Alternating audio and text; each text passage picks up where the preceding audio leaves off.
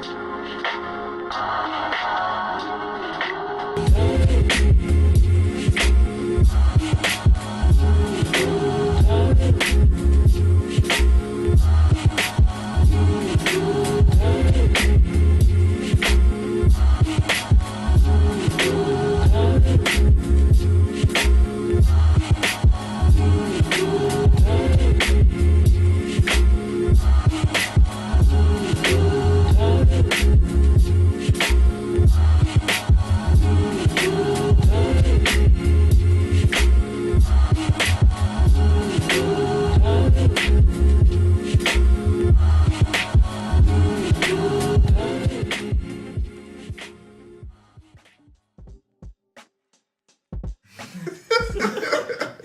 guys are fucking ridiculous. But hi guys, welcome to the Winner's Circle. This is a show pretty much about everything: music, art, video games, media, anime, whatever we want to talk about. Honestly, I'm not gonna send you off. But I'm Angry Fred. I'm JTP. I'm LNW. And we are the Winner's Circle. So today we're gonna be talking about the first topic of the day is one of the coldest movies of 2018 so far, Black Panther. The Black Excellence movie, right? Yeah, Black Excellence right there. What do they call it? Milling? Okay, I said it wrong, but yeah. Black Panther was like freaking excellent. And we're about to talk about some spoilers, so if you haven't seen it already, then I don't know, you could come back, fast forward when we edit this video or something like that. But I mean, I still don't know why you haven't seen it yet. I don't know why you haven't seen it. Way too long. I've seen it 2 times already. I'm going for a 3rd time. 3 times already. Probably doing a 4th next week. Going for a 2nd time next week. Exactly. Yeah. So I gotta see it 3 times. But everything in that movie was like freaking awesome to me. I don't know about you guys, but I didn't really have any cons for it. I don't know if you guys had cons or not, but I might be dick riding it. But Black Panther was overall 10 out of 10 for me. The suit was cold, way better than Civil War suit. Mm-hmm. The action, the culture, the visual effects, Killmonger. Oh my god, I'm talking about him in a minute. But I loved everything about it. What about you, G? Like I said, I really love Black Panther a lot. I was surprised at how much I loved it too. It was a really good movie. I loved all the characters. Everyone was casted perfectly. I would say the actual highlight for me of Black Panther was the strong black women. Definitely, Lupita. Great. Okoye will always be the wife for me. Okoye is my guy, the best. Michonne. Mm-hmm. Yeah, sweet Jesus. Shuri, just everyone. And like, how does Angela Bassett still not have an Oscar yet? Like, what's up with that? Everything she been in, and now she wanna just come out of nowhere like this. But I love Black Panther too. I'll give it 11 out of 10. Woo! That's what I'm talking about. 11 out of 10. 11 out of 10. I love the comedy. I love the dramatic. I love all the characters. The only thing that got me though, I listened to the Black Panther soundtrack and then only heard one song from the soundtrack, so it kind of threw me off when I was I was expecting, because for me personally, I was expecting, because when I heard Kendrick was on the soundtrack for this, I was expecting like a lot more of like Kendrick, a lot more like rap in the movie itself. But I was also expecting more of like, you know, the traditional like African tribal music and stuff like that.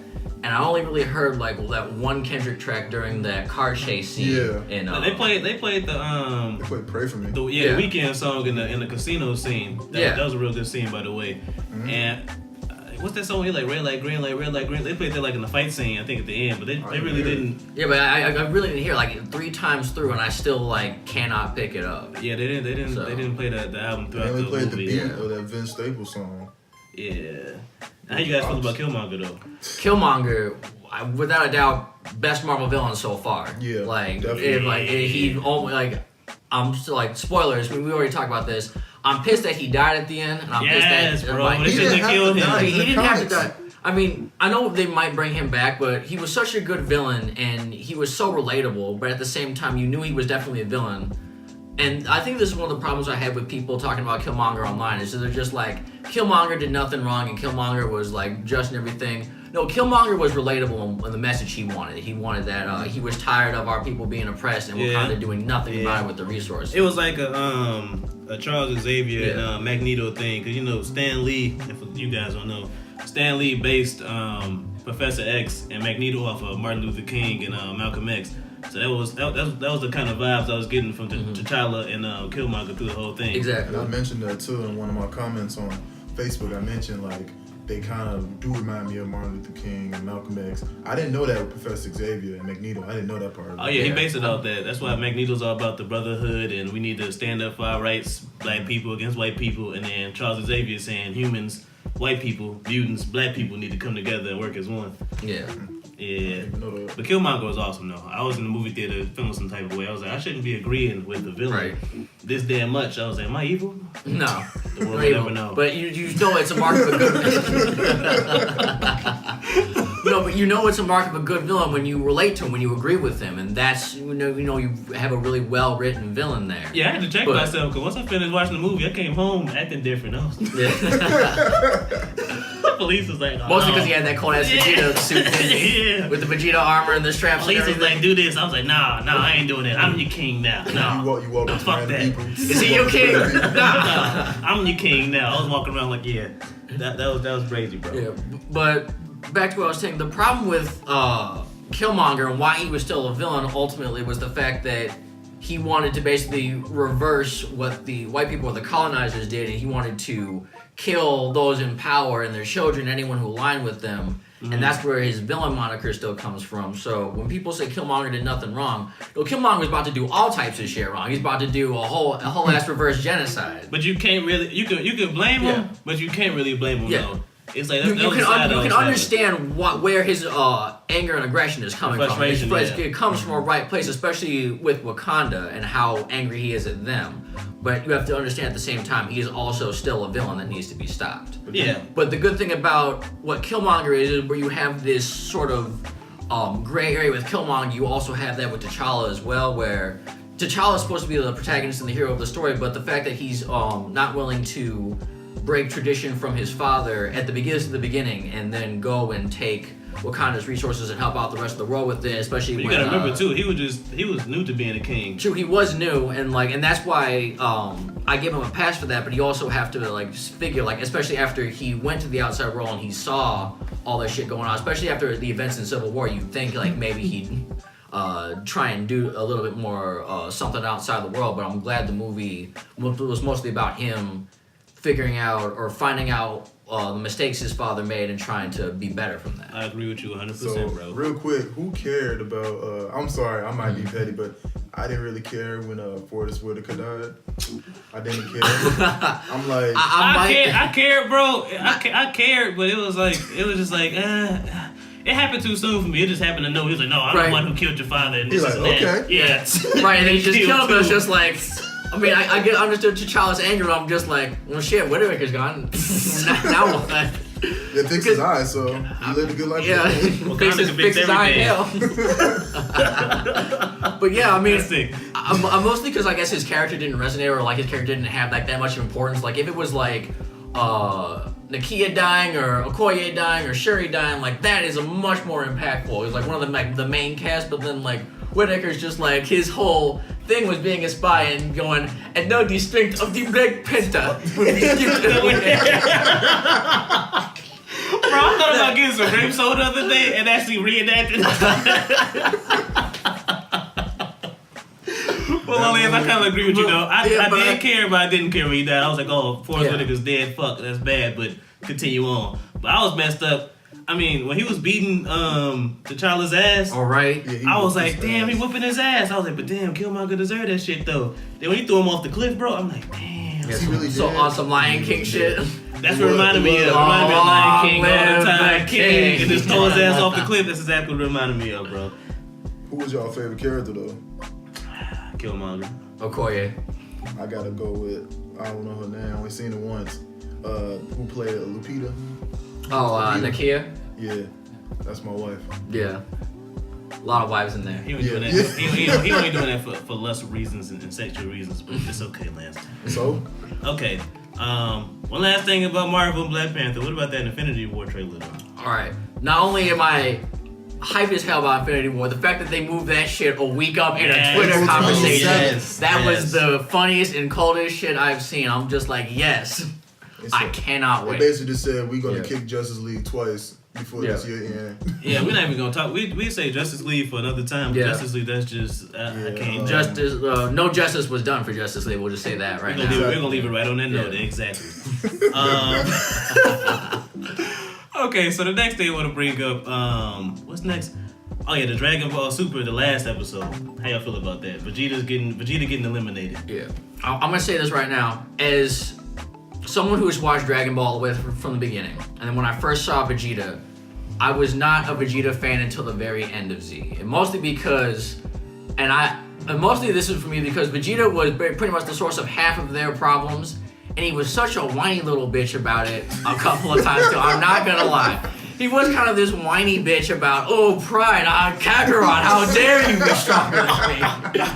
How can this be? How can this be? That Cell arc, he definitely screwed that. He screwed that push. He screwed the push in the Majin Buu That's arc. why Vegeta pissed me off. That's why I started to like Vegeta when he first became Super Saiyan, and he was like, he had like that dramatic moment in the rain when he just standing up. Yeah. And he was like, I didn't care anymore about being a Super Saiyan. I didn't care about beating Kakarot. And he finally became Super Saiyan, and then he came up to the android and he was like, does a machine like you experience fear? And just like whooping his ass. Because I always thought Vegeta did some cold ass shit, and like Vegeta is definitely a bomb ass character. Yeah. But I feel like what Dragon Ball Super overall has done is made me like Vegeta even more than I already had. It's now taken Vegeta's character arc from the end of Z, and not only has it ran with it, but has also ran with it beautifully. It's made him, given him a master mentor deal with Kaba. He's much more of a family man now, and like when you hear about what he's fighting for at the end of the episode before he gets eliminated, like it is so drastically different from that spoiled, sadistic, genocidal prince you see at the beginning of Dragon Ball Z. Like you got to see him like cry and like. The first time he cried was with Frieza. That was the first real moment we all, as Dragon Ball Z fans, saw an ounce of emotion from Vegeta that was actually like pure and genuine. When he was telling Goku about Frieza killing his race. Yeah, but then that was still like a selfish means where he's just like, I couldn't kill Frieza, I couldn't be the Super Saiyan, my destiny didn't pan out the way I thought it was. But this time when he shed his tears, it was the fact that I couldn't keep my promise to Bulma, I couldn't keep it to Kaba, I couldn't be strong enough to beat Jiren. So now I leave the rest to you, Kakarot, because every time, no matter what, you will find a way to come out on top.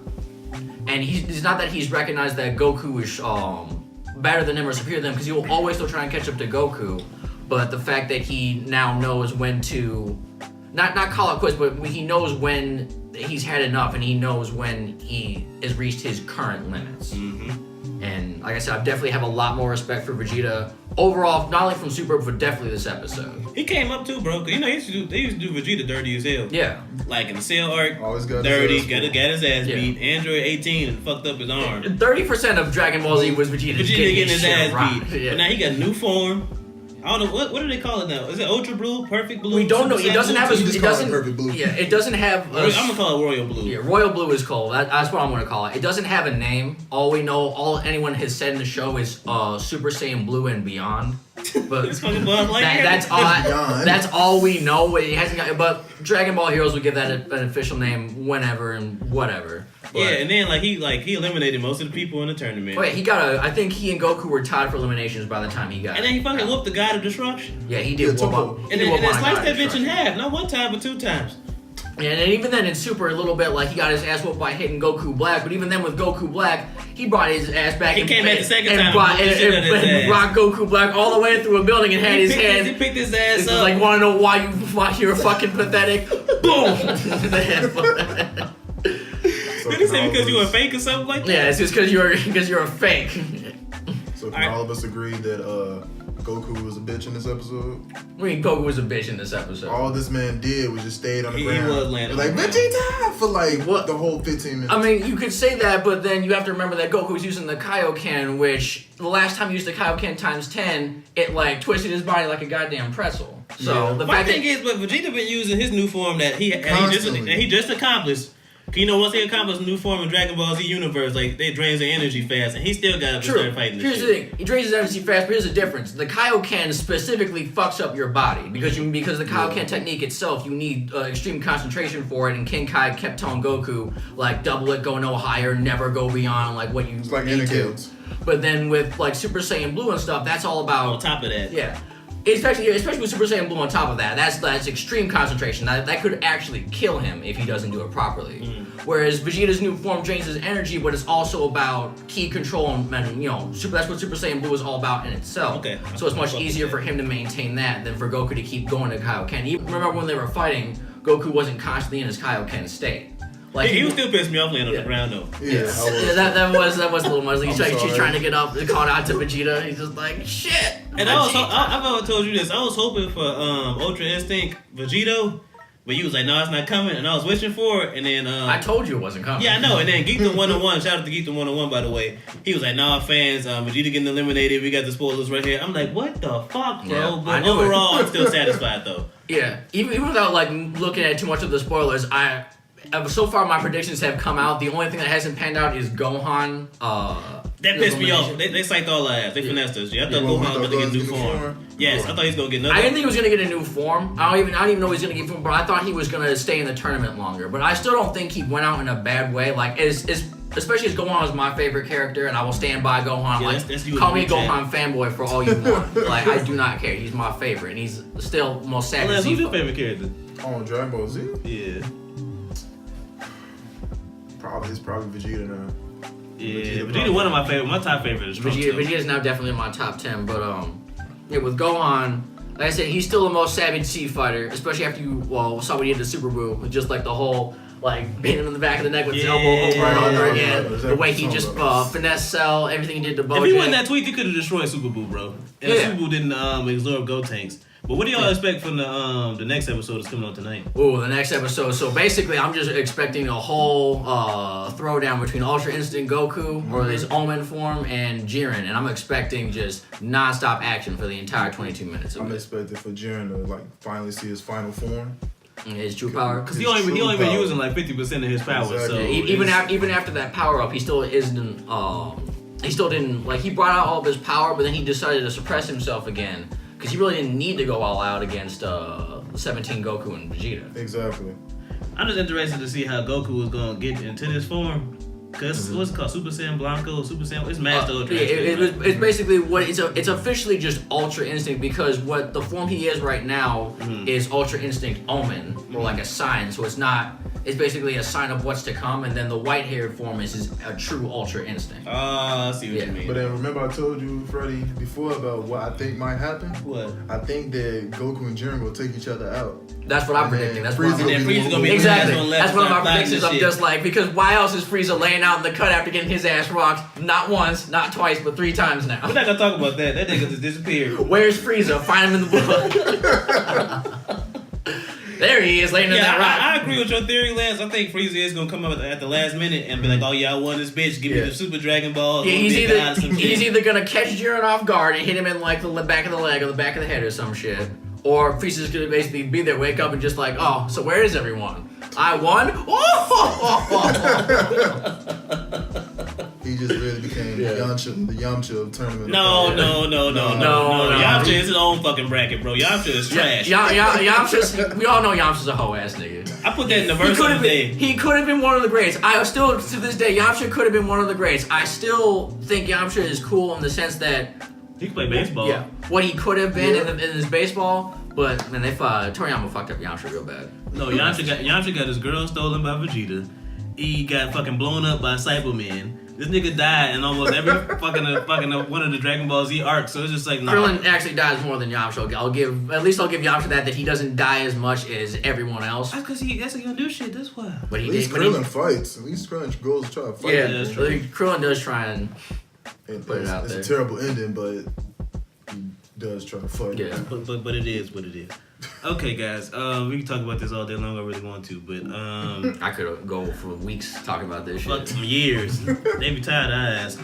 Okay, what are you guys' favorite song of the week? Favorite song of the week. We're gonna start with Lance so he can get this shit out the way. Yeah. Favorite song of the week. Logic, 44 More. That song is bringing back all the Logic fans that he lost when everybody came out. Because everybody... Trash. It wasn't trash. It was okay. I respect Logic, but that was trash. 44 More literally brought people back and be like, oh, we got Young Sinatra back? Yes. Logic is back, and he's coming for everyone. Yeah, 44 bars and Deep in the Money are still my favorite Logic. Yes. All on the same mixtape. Yeah. Bobby Tarantino. Yep. Fred. What about you, Freddie? Because I still need a minute for mine. I'm sorry, I just had to hold my composure. You say Cardi B. I should have said Cardi She B. didn't come out with nothing this week. I should have said Cardi She B. didn't come out nothing this week. No, Felice gonna hate this, but Janelle Monáe, that Django Jane, Oh my goodness. She in my top 5 too. She is beautiful. that song, bro. I heard it on Facebook. I was scrolling one day, it started playing. I was like, okay. I was like, I don't really listen. I was like, oh shit. Black Girl Magic, you can't. I was like, oh, that's kind of fire. And I was listening to it like 20 times a The day. beat was so hard. The beat was hard too. She was killing it, G. Mm-hmm. And she better than a whole lot of these female rappers out there. I ain't gonna say nothing, talk about nobody. But yeah, that's my favorite song of the week right there. G. Oh, I know who she better than, but I'll keep that to myself. All right, Jake. Alright, I have to say my favorite song of the week is Pride by Kendrick Lamar. I went back and listened to his album Damn, and I remember I I fucked knew you was with mostly black, Jake. I knew you was mostly black. There we go. But yeah, Jake has the right idea. mostly it was Humble that I was listening to a lot, but then The radio overplayed that shit yeah, all they the played it time. really. It did overplay, and then I started getting tired of it, and then I went back to the album because I only listened through the album once, and then when I got back to Pride, I don't know what it was, but there was something about it that I just fucked with real heavy, and like that's been on my loop for a while. Yeah, I respect that, bro. Other than that, I've listened to a lot of like video game and like Dragon Ball Super soundtracks because I'm weird like that. Okay, who was like your favorite artist of the week that you've been like listening to like in heavy rotation, or just your favorite artist of the week? Period. My favorite artist of the week, I've been fucking a lot with Outkast again. Oh, Jake. Miss Jackson. Always my favorite. Definitely, I would listen to Aquemini a lot. That's still my favorite track. Miss Jackson. Last with the ad libs. Rosa Parks. I've actually been listening to Big Boy when he was the Rooster. That shit. So I don't know. Outkast, I just really love a lot. That's just my shit. That's the shit I fucks with heavy all the time. Oh, Lance, you can also think about the artists we've been listening to all week. Well, my Logic, Oh my God. still the artist of the week. 44 more. Listen to it. Not to mention, he dropped 44 more. Okay. He dropped overnight. What about And 44 less? No. 44 plus more. 44% black. But no, I'm white though. I'm sorry. For fans out there, I don't hate Logic because, and quite honestly, I do music too. So some of y'all know I'm gonna be dropping links all through the place. All three of us. Well, if Jake start rapping, but Well, the day that comes. in a sense, I'm kind of like Logic because I don't want to just do music and rap forever. I want to take my music and turn it into film and stuff. So I respect Logic for what he does and his craft, even though he got that rapist haircut right now. But it just sometimes he just be like, he just be corny, bro. Like it's just. No, I'm real, and I'm a Logic fan. Believe it or not, I'm a Logic fan. Like I do the same thing with Kanye. When Kanye drops some weak ass shit or weak ass verse, I'm like, Kanye, what the fuck are you doing? That's I true. expect the same thing from my fans. So I used to listen to Logic heavy, like especially through high school. I listened to him while I had my night class because I was failing math. That got me through my whole night class. Favorite song by Logic, well, one of my favorite songs is Numbers. Like Logic was like my nigga, but then he dropped that Everybody album. I'm just like, no. But the whole album wasn't that trash. It's okay, bro. I gotta think about my favorite artist now. The person I've been listening to in heavy rotation. When Kanye didn't come out with nothing this week. Shut up, bro. When Kanye wasn't featured in that lately. Still having a mental breakdown this week, I see. Kanye, where are you? I'm talking to speed. I was trying to think of the artist. Damn, because Kanye ain't been dropping nothing. That man is silent. Just some shoes. Oh, damn. I'm still waiting for that video game album from Kanye to drop, and I feel like that shit will never come. That I feel turbo like- yeah. graphics. Oh god. I feel like the shit that will never come out is Half-Life 3, Kingdom Hearts 3, and that Kanye Oh, album. you know what I've been listening to this week? Frank Ocean. Frank Ocean. Okay. And I've been playing Nikes like a motherfucker. I've been playing Nikes on repeat since 2016. Yes, he has. All the time. All of the time. These bitches want Nike. I've been playing it all the time. So I have to say Frank Ocean this It was week. quite Right. obsessed. Yeah. It was quite obsessed. Okay, so next we got on the list, we got the new artist spotlight. You guys know the new artist? Lance specifically? No. Okay, well, the new artist of the week is a local artist, and it's my close friend Tyree. He has, I'm gonna put the picture and the link on the whatever the graphic's gonna be, whatever, you know. But he dropped a mixtape called Visual, and at first when I listened to it, it was kind of odd. He was like talking about like so much personal shit on there and stuff I know about as well, but he like really came from the heart on it. And I've been listening to a whole lot of these other rappers that understand in my circle, and I'm like, I mean, it's okay, but he came with Visual. With Visual, he came with like something different. So I'm gonna have Felice put the graphic up there with the mixtape cover and the link, and you guys should go check that out. And shout out to my boy, WE. And are we at the?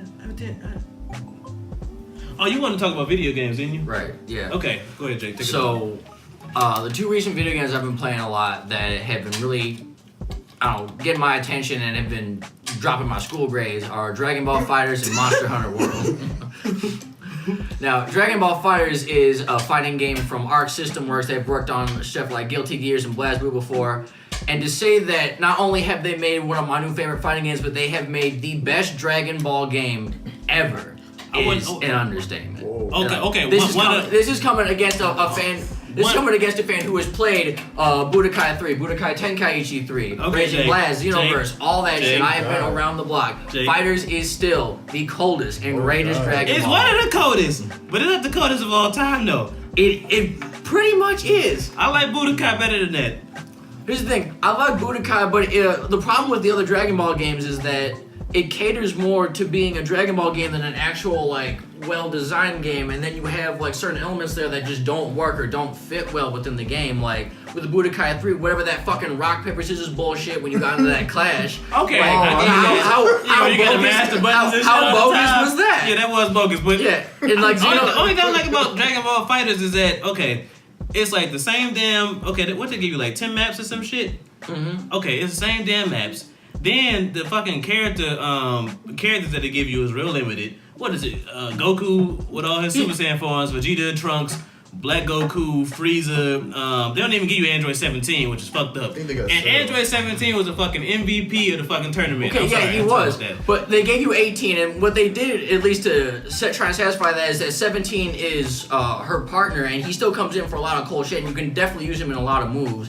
And with the limited characters that they do have, the good thing about it is that each character, especially like all three of the Gokus, Goku, Super Saiyan Blue Goku, and Goku Black, play so differently from each other that it feels like I agree. I just feel like if people like more variation, if they had a whole variety of characters like on Tenkaichi. That's one thing I love about Tenkaichi. Exactly. It had like over like 150 characters. That's the main thing I like about it. If fighters would get that, then I'll totally agree with you in saying it's the best game of Dragon Ball Z game of all time. And like I'll agree with you that I do love Tenkaichi 3's character roster, but my problem with that is that a lot of the characters and a lot of their moves ended up playing the same. Yes. They either suck. Yeah, they suck in there. Or they were the same fucking move. I agree with you on that one. Yeah, I agree with you on that one. But yeah, it's like definitely. I'm still playing FighterZ a lot. I'm trying to get on rank mode, get my ass whooped a couple times. But on casual matches, niggas don't know enough to fuck with me. Every time they underestimate my Goku Black and it sweeps whole teams. Who's up your game tag? Game and tag is Coma Rising on PlayStation. Capital K and capital R. And, message me if you want to get your ass whooped. You gonna need that real nigga to bunch of. The Jaren of PlayStation. Start out with Gohan as Young Savage. Kid Buu is my wild card, and then definitely Goku Black is my anchor. When everything goes wrong, you can bet Goku Black gonna make that shit right. That's true. See, I'm kind of biased as far as best fighter games. Cause I just like Naruto too much. I agree with you on that. Ninja Storm is classic. Which I'm excited because the Ninja Storm trilogy is coming to the Switch. Yeah, I heard about that. I saw that. Yeah. And then going to Monster Hunter. Monster Hunter World has also been the other game that has been taking my attention a lot. And I've always been sort of a decent kind of pseudo Monster Hunter fan. Mm-hmm. Like I fucked with the series a little bit back on the Wii with Monster Hunter 3 Ultimate. Mm-hmm. And then I tried Monster Hunter Generations on the 3DS, but it never really stuck with me. But Monster Hunter World is that one game where I feel like it's one of those perfect co-op experiences where you go out and essentially the whole thing, the premise is you go out, you hunt really rare big monsters, you carve them up, take the materials. You carve them? Yeah, carve them up. What, you eat them or some shit? No, you don't eat monster? them. So the shit you eat, but basically the whole point of it is the whole gameplay loop is you hunt monsters to use the materials to make weapons and armor. So you go out and hunt even better, more powerful monsters. Oh, yeah, Xbox One, yeah. I'm about to get that shit. Yeah, it's for the PlayStation 4 and Xbox One. Is it co-op? Yes. How it's many? Co-op. 4-player co-op. Oh, Jake could get Xbox One, bro. Oh, God. Lance, you got to play that, add it to the list with GTA. Yeah. Yeah, but definitely I would recommend Monster Hunter World. Definitely with co-op. It has a large array of weapons to come from. The worlds are beautiful. Everything about it I really love. Even the story, which is, okay, but like especially compared to other Monster Hunter stories, this one's definitely a lot better. There's definitely a lot more heart and character acting in it. But yeah, definitely check out those two, Monster Hunter World and Dragon Ball FighterZ. Definitely give those games some love, especially since they're only just gonna get better. And we're gonna talk about what games we were expecting for later this year. Yeah, that's the last thing we're gonna talk Anticipated. about. I'll start off. The game I'm expecting this year. Hold on. Oh, Spider-Man PS4. That looks absolutely amazing. Fantastic graphics. I have 100% faith in Insomniac that they'll do that justice. Yeah. They have not had a good Spider-Man game since Spider-Man 2 on the original Xbox. Wait. Spider-Man Web of Shadows is dope. Or Web of Shadows will get that. Shadows was dope. And then even Spider-Man 3 with its funny ass quick time events. That was dope. It's basically just a better version of Spider-Man 2. At least That was dope. That was dope. So. And then Kingdom Hearts 3. That's my childhood right there. Mm-hmm. I love that shit. And then I don't know if it's ever gonna come out, but Halo 6. It looks like it might get announced at this year's E3. Yeah. I'm expecting it to, because generally they do give like 3 years in between Halo games. Same thing last year. Halo 6 coming out at E3. Did I see Halo 6 at E3? No, I didn't. So They got a lot of work to do, especially after Halo 5 story. We're not gonna talk about that. But go ahead, Lance, Jake, whatever. All right. What you expecting this year, Lance? See, I'm sorry, but I don't read like Game Informers or stuff like that. Logic dropping a video game. Really? No. Then I'm Logic. It's called Biracial too. Yeah. Back in black. Keep talking about Logic. We ain't gonna talk about Cardi. I only make these jokes just to get Freddie going. I'm sorry, Lance. That's just funny. Cardi's game will be called Offset. Okay. Jake, your expectations so we can wrap this up. All right. So my highly expected game this year, unless Spider-Man somehow is able to top it, is Red Dead Redemption 2. That Red Dead Redemption was, I think, one of my most favorite games of the last generation. Probably one of my most favorite games of all time. I love the Wild West. I'm always a sucker for that, and the fact that I remember that game. That's dope. the fact that Rockstar somehow made GTA with cowboys better than actual GTA. Basically. Much better than GTA, to the point where it's just remember GTA 4, you had cheats and you felt it was necessary to use them? Mm-hmm. And Red Dead Redemption, I never wanted to even look at a cheat because that made me feel like I was a punk bitch. Especially the zombie modes on there is cool too. All the DLC for it was cold. I loved all the weapons, and Red Dead Redemption 2 is definitely shaping up to be probably my game of the year. I mean, FighterZ is already top on that list, and it's only going to get better with Broly and Bardock coming as the first DLC wave. But Red Dead Redemption, Spider-Man PS4, I know I'm forgetting a bunch of shit because I'm thinking off the top of my head, but definitely Red Dead is the one I'm expecting this year to really blow me away. Story mode was dope. The story mode of Red Dead Redemption 1, it was definitely dope. One of those few pieces of media that almost brought me to tears. Yeah. Especially at the end. Mm-hmm. That was sad. I forgot about that shit. I wanted to kill all of them. I was like, how many people can I do? There's only one. Yeah, I'm like, I gotta kill every single motherfucker before I go out. I'm like, I gotta get the agents too. I couldn't kill nobody except one. Oh, God. Well, careful, I said agents and not Asians. I'm not racist. Oh, well, hope not. Okay, guys, we're at the end now. I think we made it. I know you guys are probably tired of looking at us, Yeah. Three black guys on the black couch. At least Freddy's ugly ass, but. When